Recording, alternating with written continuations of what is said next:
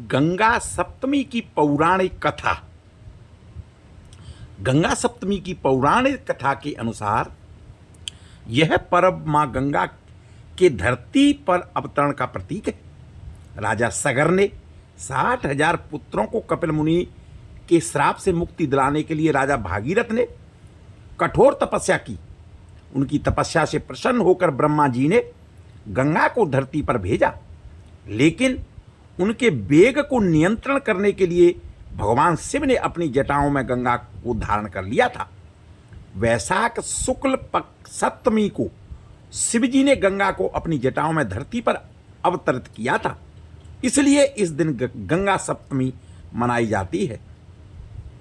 पौराणिक कथाओं के अनुसार राजा सगर के 60,000 पुत्रों को कपिल मुनि ने श्राप से भस्म कर दिया था। राजा सगर के वंशज राजा भागीरथ ने अपने पूर्वजों को मुक्ति दिलाने के लिए कठोर तपस्या की थी। भागीरथ की तपस्या से प्रसन्न होकर ब्रह्मा जी ने गंगा को पृथ्वी पर भेजने का वरदान दिया था। गंगा का वेग इतना तेज था कि धरती पर प्रलय आ सकती थी, इसलिए भगवान शिव ने गंगा को अपनी जटाओं में धारण कर लिया था। वैशाख शुक्ल सप्तमी को भगवान शिव ने अपनी जटाओं में गंगा को धरती पर अवतरित किया था। बाद में गंगा शिव की जटाओं से धरती पर अवतरित हुई और ज्येष्ठ शुक्ल दशमी को गंगा दशहरा के रूप में यह मनाया जाने लगा। एक अन्य कथा के अनुसार गंगा नदी ब्रह्मा जी के कमंडल से जन्मी थी, जो भगवान विष्णु के चरणों के स्पर्श से पवित्र हुई थी। कुछ पुराणों के गंगा का पर्वतों के हिमान और उनकी पत्नी मीना की पुत्री बताया गया है। गंगा सप्तमी पर्व मां गंगा के अवतरण का प्रतीक है और यह दिन मोक्ष और पापों के नाश का प्रतीक माना जाता है। इस दिन गंगा स्नान से दान पुण्य और पूजा करने का विशेष महत्व है। धार्मिक और पौराणिक शास्त्रों के अनुसार वैशाख मास शुक्ल पक्ष की सप्तमी तिथि को मां गंगा स्वर्ग से शिव शंकर की जटाओं में पहुंची थी, इसलिए इस दिन को गंगा सप्तमी के रूप में मनाया जाता है। जिस दिन गंगा जी की उत्पत्ति हुई वह दिन गंगा जयंती यानी कि वैशाख शुक्ल सप्तमी, और जिस दिन गंगा जी पृथ्वी पर अवतरित हुई वह दिन गंगा दशहरा जो ज्येष्ठ शुक्ल दशमी को मनाया जाता है। इस दिन गंगा का पूजन किया जाता है। सचमुच गंगा के बारे में जानना बहुत जरूरी है, क्योंकि गंगा क्या है, नदी है या देवी है? नदी है तो फिर कैसे देवी कैसे हो सकती है, और फिर देवी है तो नदी कैसे हो सकती है? दरअसल भारत में प्रत्येक नदी को देवी तुल्य माना जाता है, क्योंकि उसी से संपूर्ण भारत में अन्न जल की उत्पन्न होता है। वहीं जो मानव जीवन को संभालते हुए नदी है तो जीवन है, निश्चित ही तब ऐसे में किसी नदी का नामकरण किसी देवी के नाम से रखा जाता है। हमें पुराणों में गंगा के बारे में अनेक कहानियां मिलती हैं, जिनमें से कुछ कहानियों का जिक्र आज हम अपने वीडियो में करेंगे। गंगाती कहते हैं कि गंगा देवी के पिता का नाम हिमालय था, जो पार्वती के पिता थे। जैसे राजा दक्ष की पुत्री माता सती ने हिमालय के यहाँ पार्वती के नाम से जन्म लिया था, उसी तरह माँ गंगा ने अपने दूसरे जन्म में ऋषि जहन्यू के यहाँ जन्म लिया था। यह भी कहा जाता है कि गंगा का जन्म ब्रह्मा के कमंडल से हुआ था। मतलब यह है कि गंगा नामक एक नदी का जन्म एक अन्य कथा के अनुसार ब्रह्मा जी ने विष्णु के चरणों को आदर सहित धोया था और उस जल को अपने कमंडल में एकत्रित कर लिया था। भगवान विष्णु ने उनके अंगूठे से गंगा का प्रकटीकरण किया, अतः उसे विष्णुपदी भी कहा जाता है। एक अन्य कथा के अनुसार गंगा पर्वतों के राजा हिमवान और उनकी पत्नी मीना की पुत्री है। इस प्रकार देवी पार्वती की बहनें हैं। कुछ जगहों पर उन्हें ब्रह्मा के कुल का बताया जाता है। एक अन्य कथा के अनुसार यह भी जाना जाता है कि भगवान राम के पूर्वज इक्ष्वाकु वंशी राजा भागीरथ के प्रयासों से गंगा नदी स्वर्ग से धरती पर आई थी, लेकिन उन्हें स्वर्ग से धरती पर गंगा को लाने के लिए घोर तपस्या करनी पड़ी थी। उनकी तपस्या से प्रसन्न होकर के ब्रह्मा जी ने कहा कि राजन, तुम गंगा को पृथ्वी पर अवतरण तो चाहते हो, परंतु क्या तुमने पृथ्वी से पूछा है कि वह गंगा के भार और वेग को संभाल पाएगी? मेरा विचार है कि गंगा का वेग को संभालने के लिए शक्ति केवल भगवान शंकर में है। इसलिए उचित यह होगा कि गंगा का भार एवं वेग संभालने के लिए भगवान शंकर से अनुग्रह किया जाना चाहिए। महाराज भागीरथ ने वैसा ही किया। उनकी कठोर तपस्या से प्रसन्न होकर ब्रह्मा जी ने गंगा की धारा को अपने कमंडल से छोड़ा। तब भगवान शंकर ने गंगा की धारा को अपने जटाओं में समेटकर जटाएं बांध लीं। बाद में भागीरथ की आराधना के बाद उन्होंने गंगा को अपनी जटाओं से मुक्त कर दिया। कहते हैं कि ब्रह्मचारिणी गंगा के द्वारा किए स्पर्श से ही महादेव ने उन्हें अपनी पत्नी के रूप में स्वीकार किया था। पत्नी पुरुष की सेवा करती है, अतः उसका वास पति के हृदय में अथवा चरणों में होता है, किंतु भगवती गंगा शिव के मस्तक पर विराजमान है। भगवान विष्णु के अंगूठे से गंगा प्रकट हुई, अतः विष्णुपदी कहा जाता है उन्हें। भगवान विष्णु के प्रसाद रूप में शिव ने देवी गंगा को पत्नी के रूप में स्वीकार किया था। कहते हैं कि शंकर और पार्वती के पुत्र कार्तिक को गर्भ में भी गंगा देवी ने धारण किया था। गंगा के पिता भी हिमवान हैं, अतः वो पार्वती की बहन मानी जाती हैं। स्कंद पुराण के अनुसार देवी गंगा कार्तिकेय यानी कि मुर्गन की सौतेली माता हैं। कार्तिकेय वास्तव में शंकर और पार्वती के एक पुत्र हैं। पार्वती ने अपने शारीरिक मेल से गणेश की छवि का निर्माण किया, लेकिन गंगा के पवित्र जल में डूबने के बाद गणेश जीवित हो उठे। इसलिए कहा जाता है कि गणेश की दो माता हैं, पार्वती और गंगा, और इसलिए उन्हें द्विमात्र यानी कि गंगा का पुत्र भी कहा जाता है। ब्रह्म वैतर्क पुराण के अनुसार विष्णु की 3 पत्नियां हैं जिनकी आपस में बनती नहीं थी। इसलिए उन्होंने केवल लक्ष्मी को अपने साथ रखा था और गंगा को शिवजी के पास तथा सरस्वती को ब्रह्मा जी के पास भेज दिया था। एक अन्य कथा के अनुसार पूर्व जन्म में राजा प्रतीप महाशिष थे। ब्रह्मा जी की सेवा में वो उपस्थित थे। उस वक्त गंगा की वहाँ पर उपस्थित थी। राजा महाशिष गंगा पर मोहित होकर उसे एकटक देखने लगे। गंगा भी उन पर मोहित होकर उन्हें देखने लगी। ब्रह्मा ने यह सब देख लिया और उन्हें मनुष्य योनि में दुख झेलने की श्राप दे दिया। राजा महाशिष ने कुरु राजा प्रतीक के रूप में जन्म लिया और उससे पहले गंगा ने ऋषि जहन्यु की पुत्री के रूप में जन्म लिया था। एक दिन पुत्र की कामना से महाराजा प्रदीप गंगा के किनारे तपस्या कर रहे थे। उनके तप, रूप और सौंदर्य पर मोहित होकर गंगा उनकी दाहिनी जंघा पर आकर के बैठ गईं और कहने लगी, राजन, मैं आपके विवाह करना चाहती हूँ। मैं जहन्यु ऋषि की पुत्री गंगा हूँ। इस पर राजा प्रदीप ने कहा कि गंगे, तुम मेरी दाहिनी जंघा पर बैठी हो, जबकि पत्नी को तो मांगी होना चाहिए। दाहिनी जंघा तो पुत्र का प्रतीक है, अतः मैं तुम्हें अपने पुत्र वधू के रूप में स्वीकार कर सकता हूँ। यह सुनकर गंगा वहाँ से चली गई।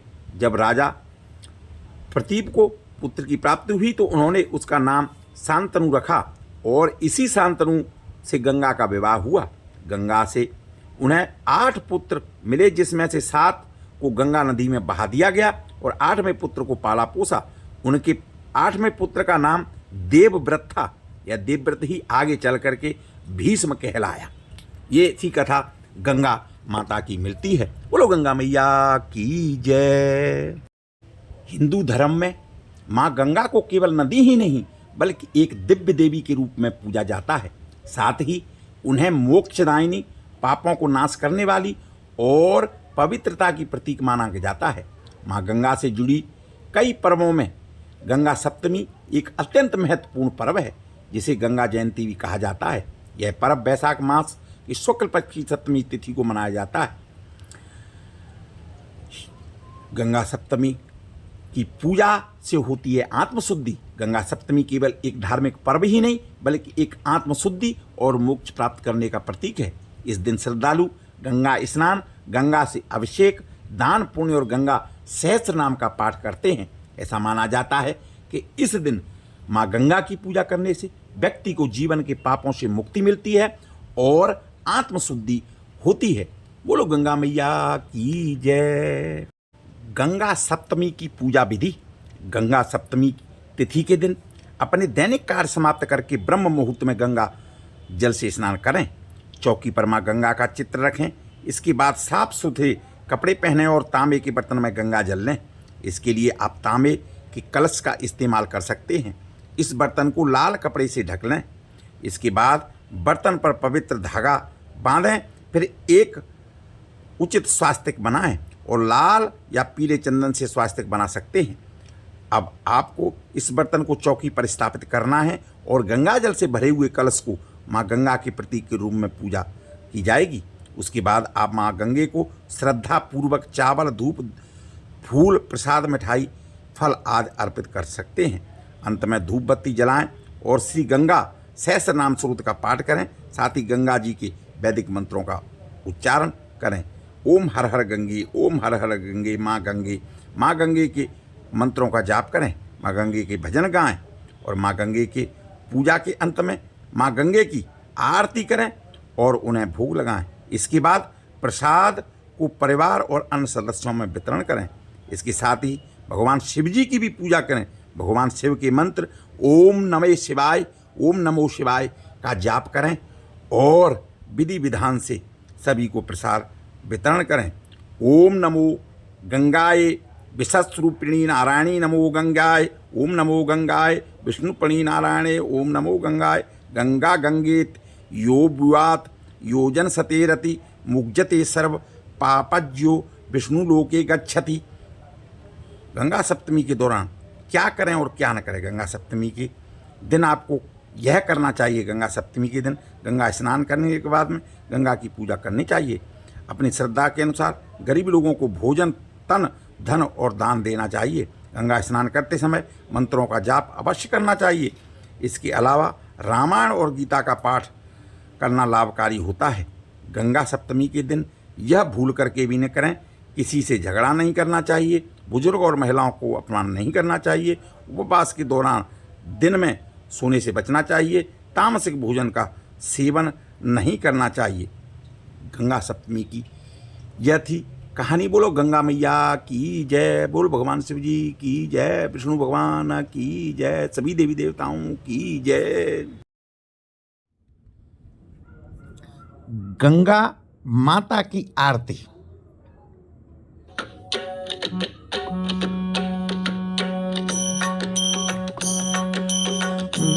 ओम जय गंगे माता मैया, जय गंगे माता।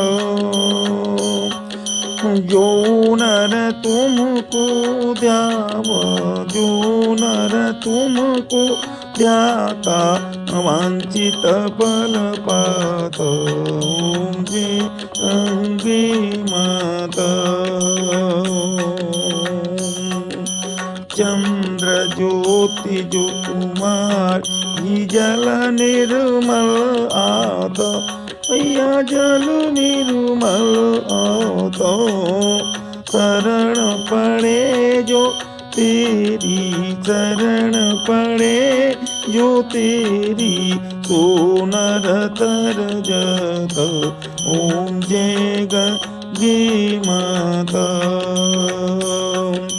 पुत्र सगर के तारे सब जग को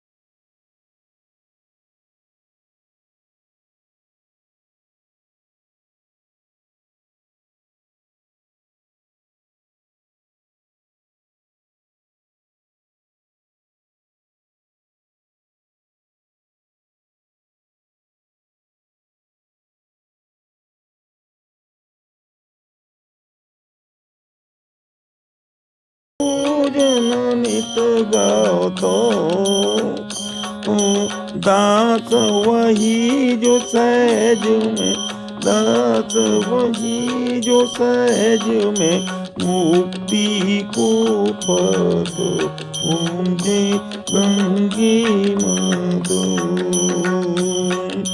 जय गंगे माता मैया, जय गंगे माता।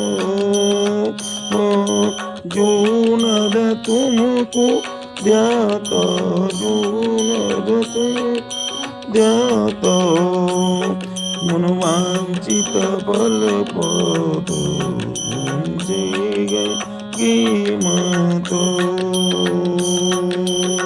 बोलो गंगा मैया की जय, बोलो शिव भगवान की जय, बोलो शंकर भगवान की जय। प्रभु दर्शन चैनल आध्यात्मिक सनातन धर्म का विश्वासवंत चैनल प्रभु दर्शन चैनल।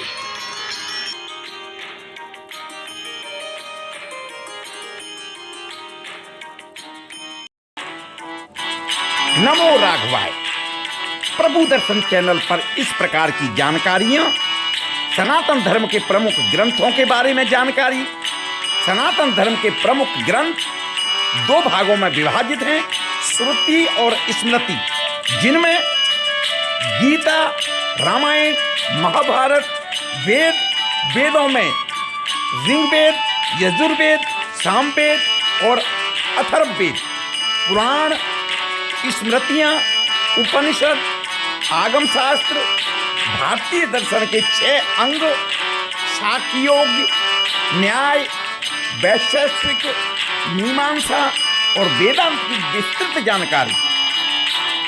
सनातन धर्म के महत्वपूर्ण त्योहार और उत्सव व व्रतों की जानकारी व उनकी पौराणिक कथाएं, धार्मिक स्थल, तीर्थ स्थल, आध्यात्मिक स्थल व मंदिरों की संपूर्ण जानकारी के लिए देखते रहिए प्रभु दर्शन चैनल। यदि आप पहली बार देख रहे हैं तो आपसे अनुरोध है कि चैनल को लाइक करें, सब्सक्राइब करें, स्वयं श्रवण करें, लोगों को भेजें और सनातन धर्म को आगे बढ़ाने में, सनातन धर्म के प्रचार प्रसार में मेरा भरपूर सहयोग करें। नमो राघव।